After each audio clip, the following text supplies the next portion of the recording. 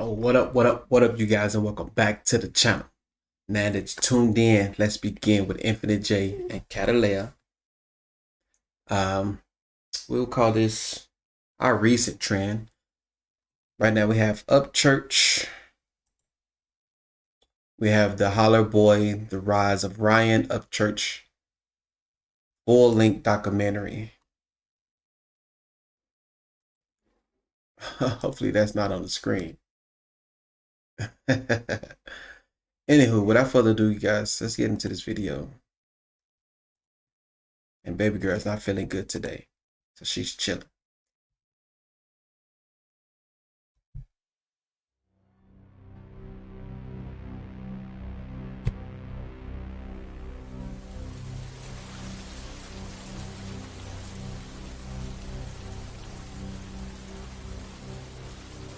What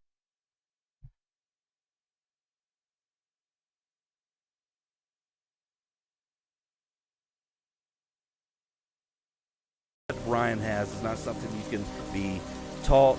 It's not something you can learn. You either have it or you don't. He was born with He's it. just you him. know? At the end of the day, like that's why everyone's so attracted to him, is because the same dude that you're gonna see on the camera is the same dude you're gonna see in the grocery store. When people look back on this whole genre of music, he will be what is remembered. He will be the Elvis Presley for this genre. There's no doubt in my mind. Because he really is that guy. He's not some painted picture. It's fascinating how I've done one Elvis video and it has quite a few engagements with you guys, which I am proud of because now I get to go into the whole Elvis catalog and figure out who this man, myth, and legend is. I never heard his music until that one video I've done, and doing Ryan Upchurch has been fun. And to go into transitioning over to Elvis is also going to be a great experience. And now here we are speaking about Elvis on a Ryan Churchill video doing a reaction. So I think that's kind of wild how the universe brings all that back together. That's why he's church, and that's why he's done it 100% the underground way. I remember this one older lady there turned around and looked at me and she said, "That's your baby up there." And she goes, "They love him like they loved Elvis Presley." All the ads, just great. Tell me you're getting somewhere. We've already lost so.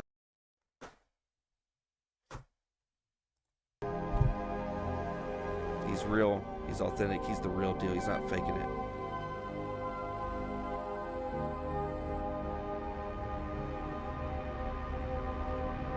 Authenticity. He's going to do something that hasn't been done before.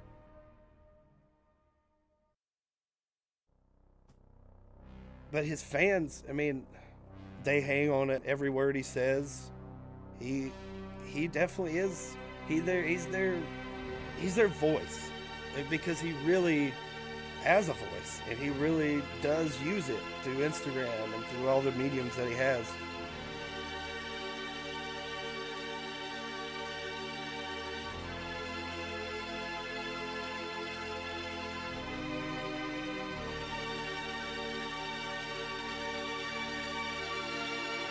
The Holler Boy, the rise of Ryan Churchill. Guys, I want to say too that I appreciate the individuals who offered this video up for a suggestion. You okay, mama? Are you sure? You wanna go back to sleep? You hungry? You feel like you need some medication? What do you feel? I'm gonna end this so we can find out what's going on.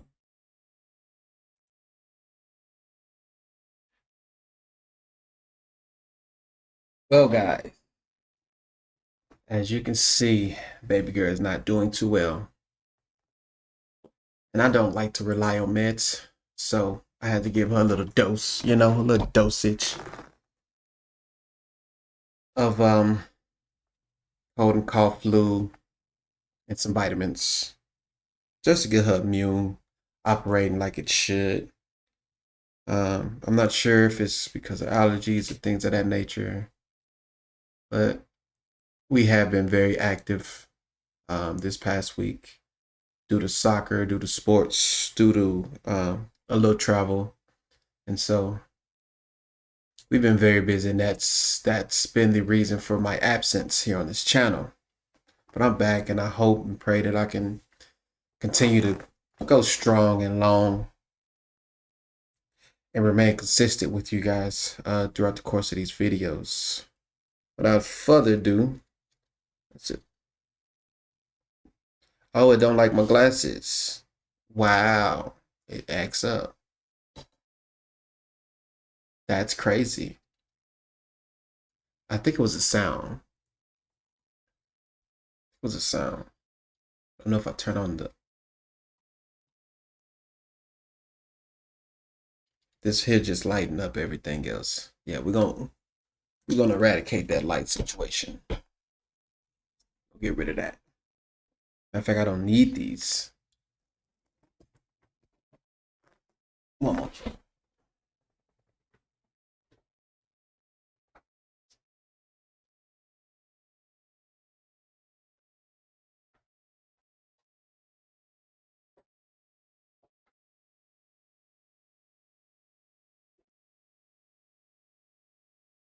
Hopefully that does the trick. I probably should unplug her headphones. We're gonna do that. And I did get the adapter like I promised her. As y'all saw, she had on a pair of headphones the same as me. So we was able to listen together. Y'all know baby girl like her headphones. But enough talking. Let's jump into the video.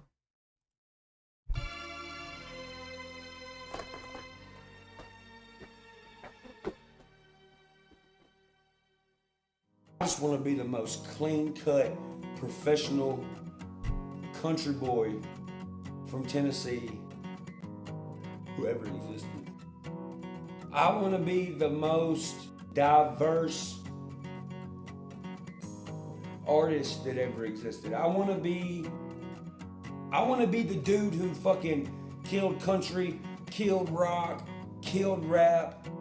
I want to be that dude where they were like, how the fuck did he go from being a broke ass painter with no high school education to being this motherfucking crazy ass weird musician guy who can fucking make anything and speaks to people's soul and makes you believe in yourself through a song? That's what I want to be known for. That's what's up. I don't give a fuck about my cars. I don't give a fuck about real estate. I don't give a fuck if you think I'm fat, ugly, got too many fucking tattoos, teeth are fucked up. I don't give a fuck what you think about me. Right. Because there's one thing you cannot deny. That I'm a hard fucking worker and I'm good at what I do. I feel that. And I want to be greater and I want to work harder in the future. I don't ever want to backtrack. I'm not the backtracking kind of guy. And even after I'm dead, I still don't want to backtrack. I want motherfuckers to be like, who in the fuck was this dude? And why in the fuck did I know about this guy when he was alive? That's what I want to be. And that's what I will be. Because I said so.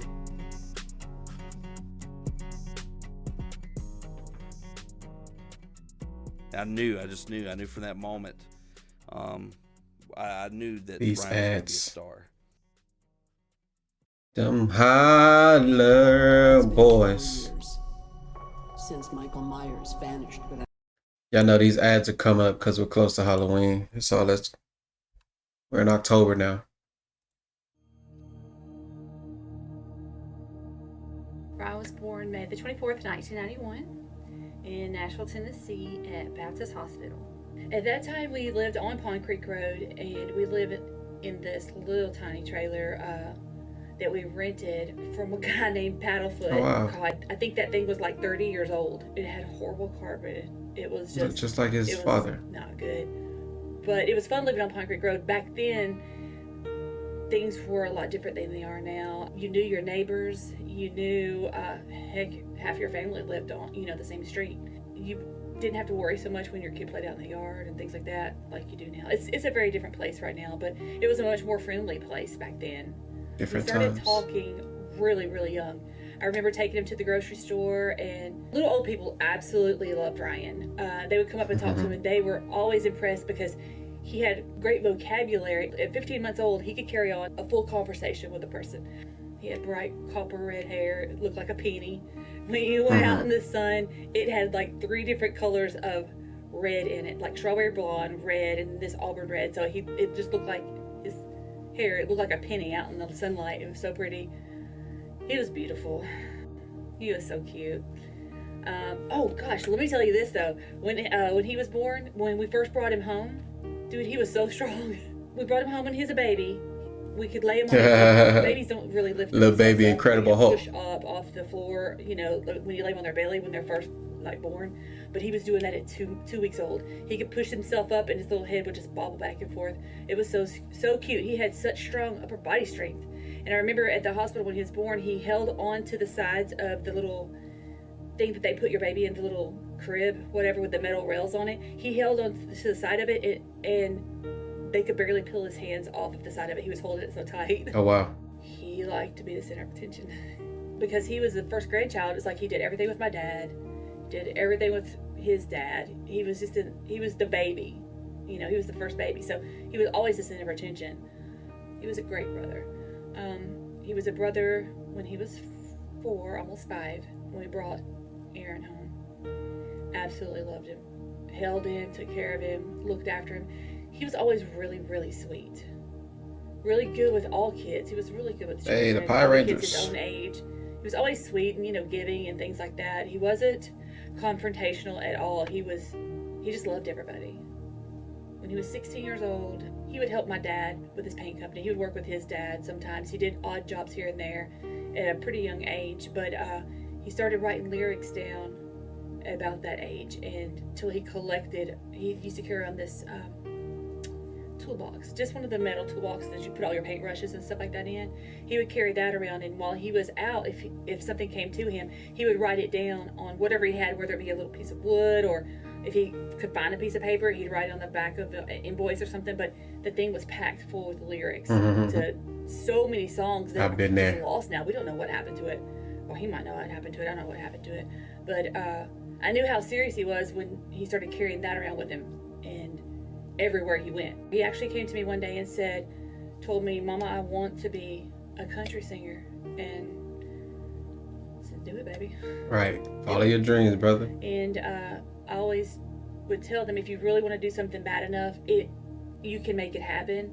And it was so real to him before it ever happened. He would have dreams and visions of himself on stage, and every bit of that came true. Every bit of it. Nice. Is that Detroit style pizza? Obviously not. Detroit style is back at Pizza Hut, just $12.99. Check this out. I'm going to show you how I afforded this car. Okay, you ready? All right, 100. So I'm not sure why my full screen exits on its own while I'm skipping the ads. It's kind of odd to me. March 17, 2017. What took place? Okay. The year my mother passed away. 2 months prior. What's your name and where are you from? My name is Ryan Upchurch, and I'm from Cheatham County, Tennessee. And how old are you? I'm 25 years old. How did you become a YouTube personality? I became a YouTube personality pretty much by accident. You know, I didn't have an Instagram, I didn't have a Facebook, Snapchat, Twitter, none of that stuff. And I just had a Facebook, a personal Facebook, and me and my buddies went out to a strip club one night, and some shit went down, and we ended up getting kicked out. And I made a video bitching about the situation, and somebody had taken it off my Facebook and ended up posting it on, I think it was YouTube at the time. I didn't even have a YouTube then either. I didn't know how to make a YouTube account. And one day we were eating lunch at work, after for lunch or whatever. At lunch we was eating, And at work, we went on lunch break, and the chick at the restaurant was like, "Hey, you're that redneck guy off the internet." And I was like, "What?" I was like, "What's she talking about?" And she showed me the video that I made, bitching about the strip club we were at. And it was called, the video was called Athlete's Lip. Yeah, I've been to a strip joint before. Never again. I'd rather get butt naked and cuddle with a dirty hobo. This girl was like, "Hey, baby, can I give you a lap dance?" No! What the fuck's on your face? You got athlete's lip. So I made a video about it, and apparently it went viral. It didn't go viral, but it got a shit ton of views, enough for people to recognize you. Be like, "Hey, where's that redneck guy?" Yeah. See that video. And that's where Upchurch Redneck was made. Everybody was like, "Where's the redneck? Where's the redneck? Where's that redneck guy?" Damn. My last name's Upchurch, so I just created Upchurch the Redneck, and that's where it started. Hey, I'm here to tell you that I'm more countryer than you, boy. Hashtag country, hashtag music, hashtag sticks, hashtag backwards. What's up, you damn pansies? My name's Lil Larry. You call me anything else besides Lil Larry, I'll bust you in the damn lip. Hashtag lifted trucks, hashtag Ford, hashtag Chevy, hashtag GMC, hashtag Yoda, hashtag Toyota, hashtag Big Toyota. This don't sound like an old ass fucking poodle your grandma got.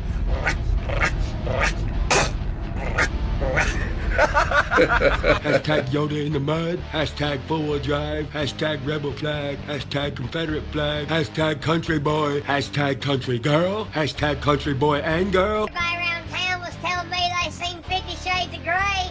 I thought they were talking about my cousin's Z71 we spray painted last week. Damn. Come on, ads. Ever notice all these bullshit corporate initiatives? Vital Farms' only initiative is no bullshit initiatives. My favorite colors is dirt, camouflage, and rebel flags. Hashtag country people, hashtag country folk, hashtag John Deere, hashtag green, hashtag John Deere green. We fucking understand. Why are you wasting your life fucking hashtagging stuff? Hashtag chair, hashtag oxygen, hashtag. Popping up their collars and shit. Oh, look, it's the gay Dracula. Please don't suck my dick. Like you want to fight looking like this. I mean, bro, like, we go, like, if you want to go. Where we going, motherfucker? Your mama's house? Tell her I got a fucking dick stronger than a 12-valve Cummins. Everyone has that one friend who over-exaggerates the shit he buys off Craigslist. Hey, Chad, did you see my Facebook post? No, what is it? I got me a goddamn drag truck. For fucking real. Fucking this. What's it fucking look like? Shit, motherfucker, it's fast. It needs an exhaust manifold. It needs a hub assembly. It needs the back seats. It's got some mice, you know, running around in that motherfucker. But hey, fuck Stuart Little and his family. I kill all of them. I mean, I gotta drain the gas tank because the gas so old and it like it done got all jellyfied and shit. I mean, but first I gotta buy a gas tank for it though. Okay, I lied. It don't have a gas tank in it. It needs a rear axle. The brake line's dry rotted, but hey, that ain't even nothing though. It needs a transmission. It needs a brand new motor because once got it in it is locked up and shit. It needs all new windows though. But bruh, it's a bad motherfucker. The first one he made, the first one I saw him make, where he was outside pretending to work on a car, and that was at my mom's and dad's house. And I pull up and he has a wig on. And has one of my mom's blouses on, and he's outside just pretending. Bro, like I might have seen one of those or videos. something. And I'm like, oh my god. And yeah, that's how that started. It was really bizarre, but apparently people liked it. But he was on World Star before that by accident. He didn't even know he was on it until he was out in public one day, and somebody said, "Oh, dude, that's the guy that was on World Star." And it was. He didn't tell me because I believe it involved a strip club. That's probably why he didn't tell me. I'm pretty sure. Possibly. Something he said to a stripper or something. But Ryan, he started the Vine thing. Well, at that time when he had the Vine stuff, I always have something different. It's always some bullshit piece of shit. But I'd always be doing burnouts or whatever. Well, Ryan started filming his Vine videos as a comedian. Being funny, always just kind of laughing and cutting up and being goofy. Well, then, we started throwing in riding dirt bikes, floors, and some of the Vine videos. And then we had some of my pieces of shit. And hell, he already know he can gas me up to a burnout and something, you know what I mean? Even if it was my daily, that's all I had, I'd do a burnout in. Especially, hell, you gonna film it? Fuck it. Yeah, we're gonna do a burnout in this. Hey, who takes minivans through the woods? We do. I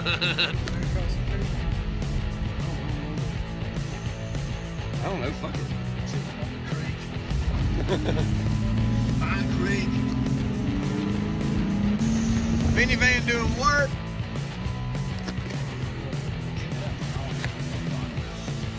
Dude. These ads, bro, they're killing me. Oh, you smoking.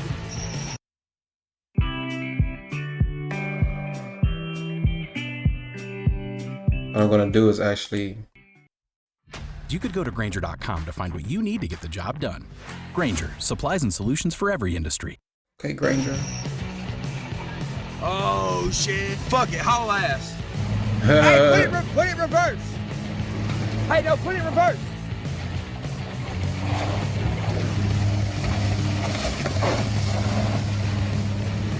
Dang, bruh. Oh shit! Don't stop.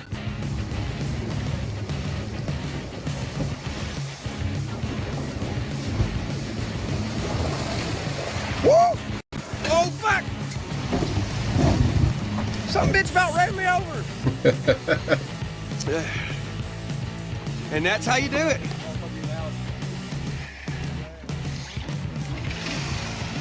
Just gonna sling a fucking rod. Nah, shit. Fucking grab a minivan. Oh, it's going down now. You cannot, dude. Don't even think about stopping.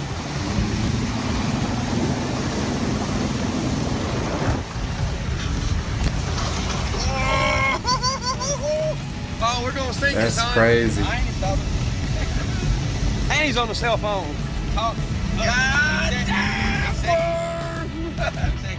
Executive. Hit it, fuck it.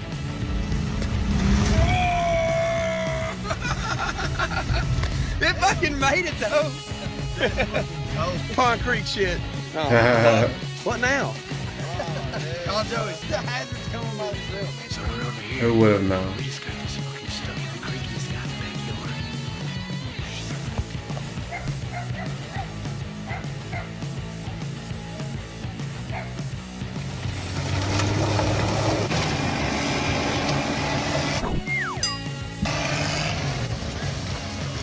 Hell yeah! Yeah, he was doing the Vine thing, and then he started doing kind of get a little dabbling in the music and stuff around the Vine time started happening. But then I remember when he was in the Vine stuff, there was a couple people that would stick out during the Vine days. You know what I mean? That would become famous for their Vine stuff. Well, you know, I didn't really care how. I was like, you know, that's computer stuff. I'm not into that. You know what I mean? But Ryan, I could see he was getting more and more into that and watching their videos and kind of seeing, you know, what they're doing and just different things like that. But yeah, the Vine days was fun. And then one time we called this dude and told him his two-wheel drive truck was on the cover of 4x4 magazine. And this dude was so gullible that he believed us. We prank called him. Man, and you know, we knew we was gonna see this dude probably that afternoon or the afternoon after that. And man, we done that and never told him. Forgot all about it.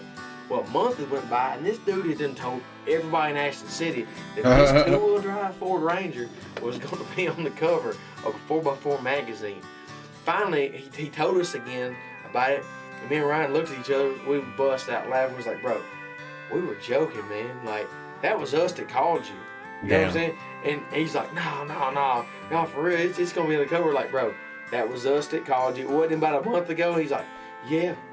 Like, dude, it was us. You know, that we would prank call people all the time and kind of be like that too. So there was a lot of those videos. And then Ryan would just we'd say somebody, he'd make up a rap. He made one about Willie Marsh and stuff like that. It was kind of funny. And then that's when he started being able to change. You know, I remember him starting being able to change words and lyrics and stuff like that. Me and him would be riding around the truck and a song would come on and we would kind of keep up the same beat but then change the lyric to it. You know what I mean? Just riding around bullshitting and at the time we never thought anything of it. So I think the whole time we was in the construction thing, that's when Vine first started, because I think that's when MySpace was kind of was dead at that point. I remember when it started getting popular. That's when Bobby with Redneck Nation comes in.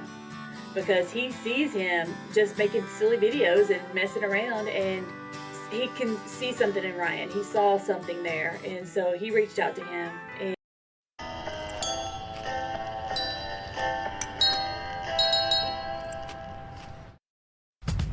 the Motorola Edge.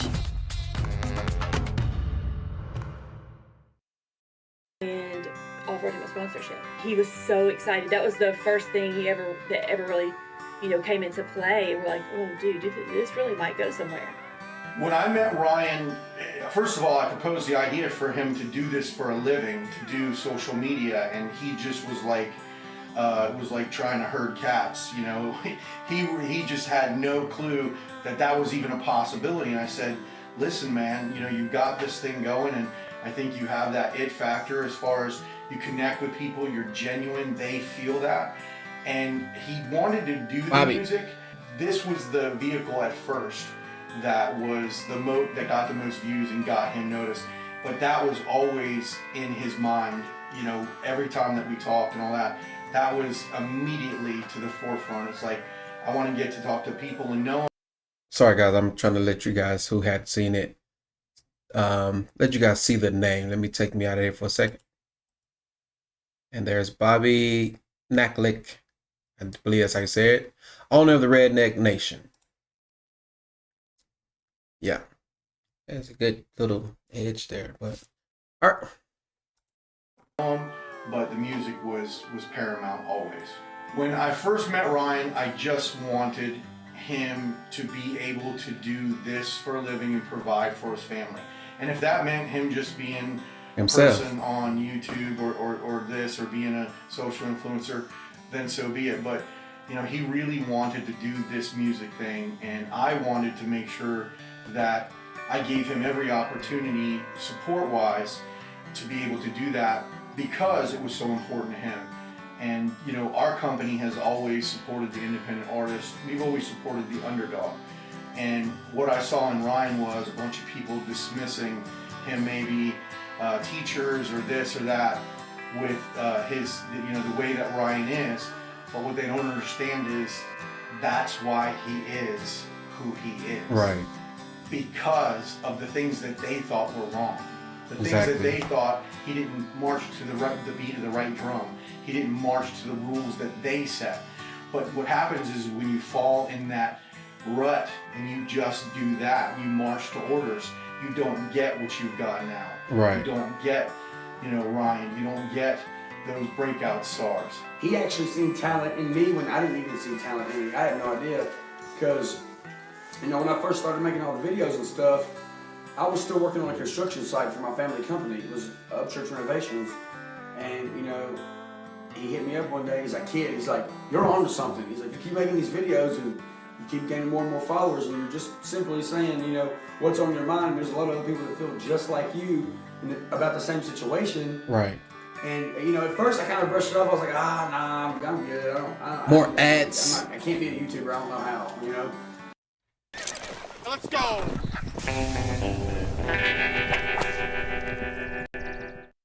Well, at least he coached me through it. At least the ads go to a good cause. They are going to Ryan's videos, so that's do what I can to support. You know what I mean? See, it always pull it back up when it's not supposed to do that. And I told him, I was like, man, I can't quit my job. What little I'm making doing this job is, barely getting me through the week and to get me by. And he was like, well, he's like, we'll do something where, I tell you what, you wear our clothes, you scratch our back, we'll scratch yours. Something happens and you start gaining more and more and more and more, then we'll do more to help each other. And that's what we've done. He's not even like a business partner anymore. He's not like, well, he is a business partner, but it's not like he's a business partner anymore. It's like he is part of my family. I'm related to this guy. We genuinely both love each other and care for each other now, because he believed in me, and I took a chance on listening to somebody I didn't know, and he took a chance on taking in somebody he didn't know, and I would never want to rep anything else besides Redneck Nation. Excuse me. The video isn't boring, you guys. I've had a long, busy week, but I'm here for you guys, with you guys. So let's get these videos.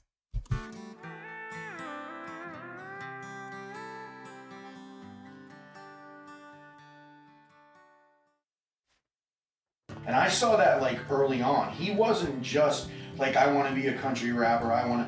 He wasn't like that at all. He basically said, listen, this is who I am. This is what I do. This is how I live. And I rap. And that's really what country rap is supposed to be about. It's It's about taking the things from regular rap that they may identify with or they may see every day that we can't, because we don't live that life. We don't live in urban areas. Ryan gives them a voice, and that's how it started. But that was just the beginning. That was the alpha, and that was how it then started. Because then he started growing as an artist. He started experimenting. You know, he started trying new things and putting influences and little tiny things from all different genres into that, and then basically kind of evolved into its own genre, if you want. I grew up in the country, so my whole entire life, I mean, I listened to country, anything from, you know, Hank to Clint Black to freaking Patsy Cline to Jason Aldean to Justin Moore to freaking Clay Walker, Tim McGraw, Faith Hill, Gretchen Wilson. I mean, come on, man. I mean, I grew up in the country. Everyone listens to country music in the country. You know, even though I did grow up in the country, I was still a young dude that was, you know, being exposed to other types of music through school or friends. You know, I mean, I knew who Eminem was when he came out. Who didn't know who Eminem was when he came out?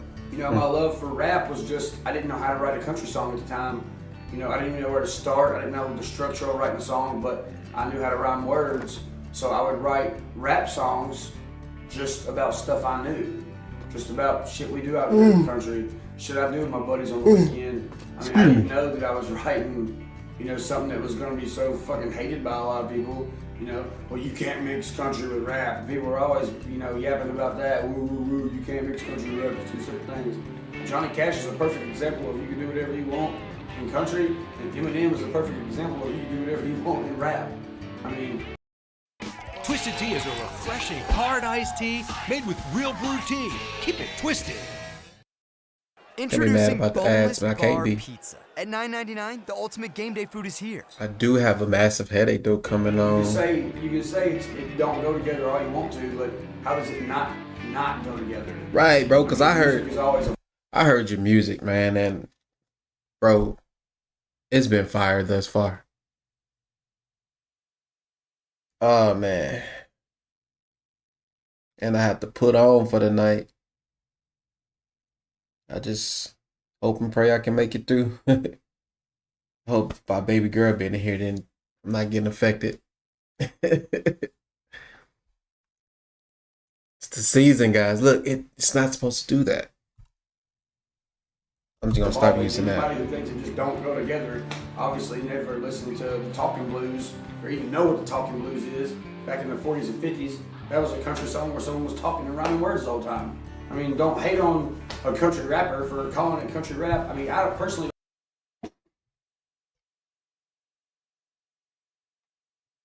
Maybe if I change out the headphones. Those big headphones. Jeez. They're putting a number on me, man. All right.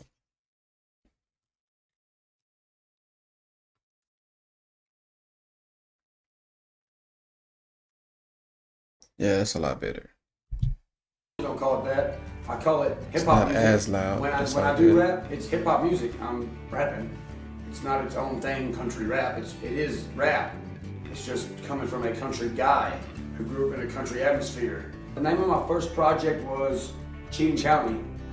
I was like, you know what? I was like, I'm gonna make some songs that me and my buddies can jam to and listen to. Songs that are, you know, relatively about us. And I made it, and I called it Cheatham County because that's where we're all from.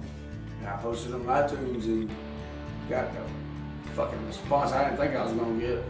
I'll never forget the day when I remember it was taking a turn. He always did music and things like that. That was where his heart was music. And I remember the day when he realized how many followers he had, and he came to me and he said, you know what, Mama? He said, I think I'm gonna do it. I think I'm gonna throw one of my songs up there and see what happens. And I was like, do it. And there she goes. He was, I'm in 100%. He's like, that was it. That he just wanted to test the water. I guess he wanted to see how it would be accepted. Because you always question how good you are at something, and you know, you're kind of fearful of what the response might be, because you may think you have talent, and the people around you who love you may tell you have talent, but putting it out there is really scary. And I think he wasn't really expecting it to be so well received, and it was. And That's what's that up. was it. After that, he knew he was onto something. Right. And he just went with it. And I'm very proud of him. Yeah, guys, I think the headphones just give me a headache. Cause these fit Gambling with better. them roosters, even with all the Kentucky coppers. I be cooking up something like steam mash and copper. I stay smoking on loud, oil leak under a chopper. My road is kinda rocky, but I bet you I'm a topper. It ain't nothing but a gamble like dice, watch for the snake guy. Hiding in the grass, that's why I constantly cut mine. I'm making me a path and slowly dropping them landmines. Flame in my hand, let's make us one of them wildfires. I live out in the country, used to hang on Old Pond Creek. Used to catfish with my grandpa, used to cut the grass for free. And there ain't been a damn thing that could teach me right from wrong. Used to listen to Hank Williams, try to live by all his songs. Yeah, I've been around them cowboys, I grew up in Tennessee. I ain't just part of that country, cause that country's part of me. Okay. And then one day I built up enough courage to sing something. I think it was a Justin Moore song, maybe. Yeah, it was a Justin Moore song. It was In the Bed of My Chevy. It was the first cover I ever put on Instagram, and it got a really good feedback. So I just started doing other covers, and I figured, you know what? They've gave me the confidence. My people who watch my stuff have given me the confidence to, you know, at least make me think I can sing. Right. So, and then that's when I wrote Stuck on 17, and I put it out, and it got a really good response. And then my first country music video that I put out was Rolling Stones, and that got such a big response. I still don't even know how to think about it.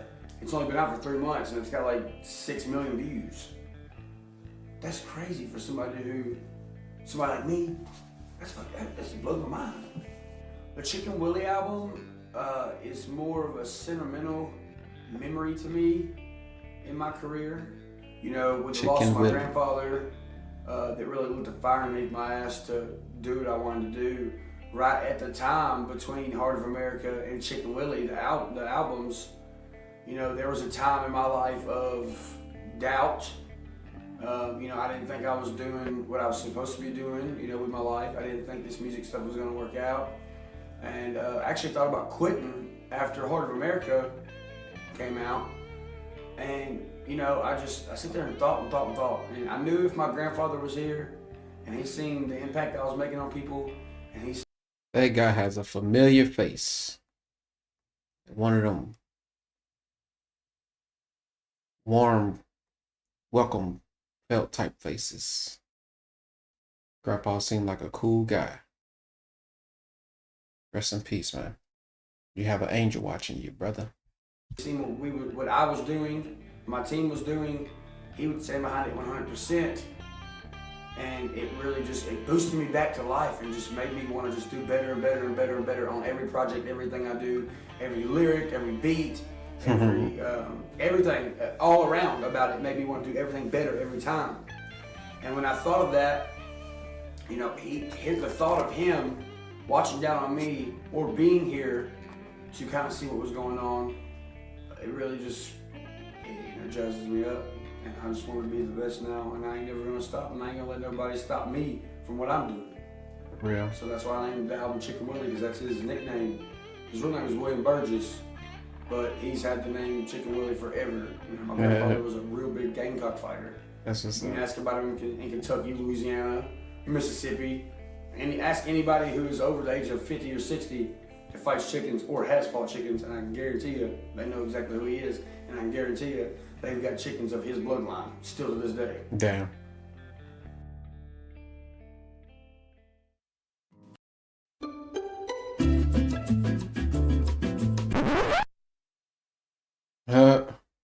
Only one of us Friday will 13th. survive. Back during that time, he wanted to start going on the road, doing some little, gigs, his first gigs. And I remember the very first one he wanted to do, he needed like $750 to go do it. And that was my rent money. And so I was like, listen, I'll get back to you when I come home. I'll go do it and I'll get paid and all this and the other. And he went and did that. He did. He left and went and did that show. and didn't make any money. So we together had to struggle together to get my rent paid that week. Wow.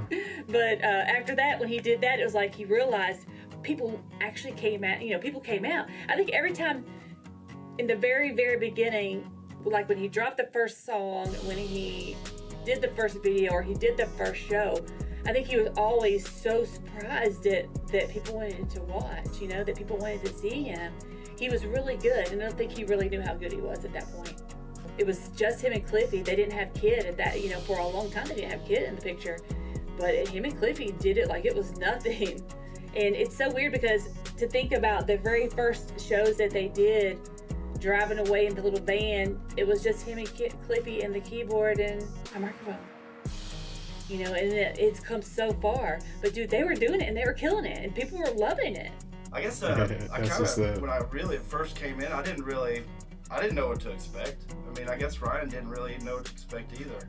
There was only a few couple shows that there wasn't a lot of people at, but for the most part, there was a lot of people at every show. So the only thing I guess me and him really always talked about was progressing the show and making the show better, because that's my job, is to take what he does in the studio and perform it live in front of people.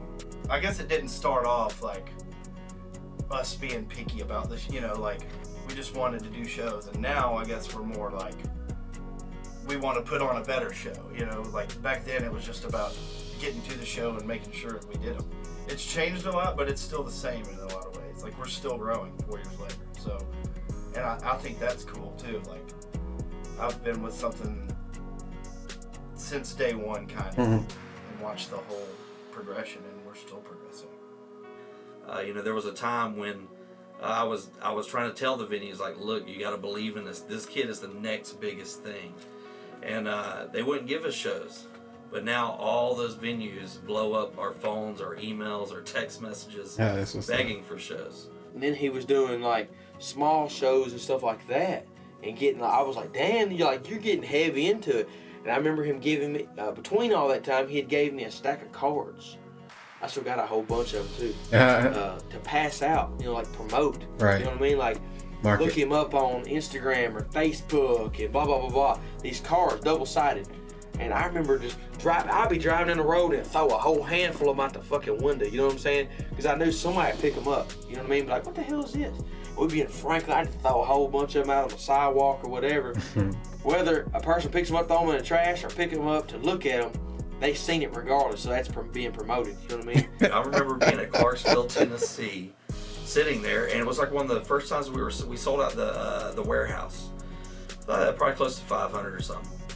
I'm sitting there, the bar guy said, hey man, can you come outside with me? I was like, sure. I didn't think anything was gonna happen, I go out there, next thing I know, there's a biker brawl going on, and he's taking me out. There's like his back up.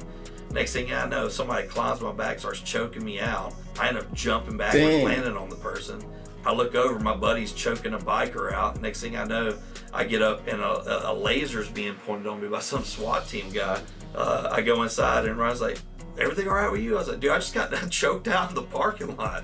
Wow. That was the kind of shit we dealt with. And I think the reality hit. That's crazy. At Mercy Lounge in Nashville. That was the first show that I went to, and I nearly passed out.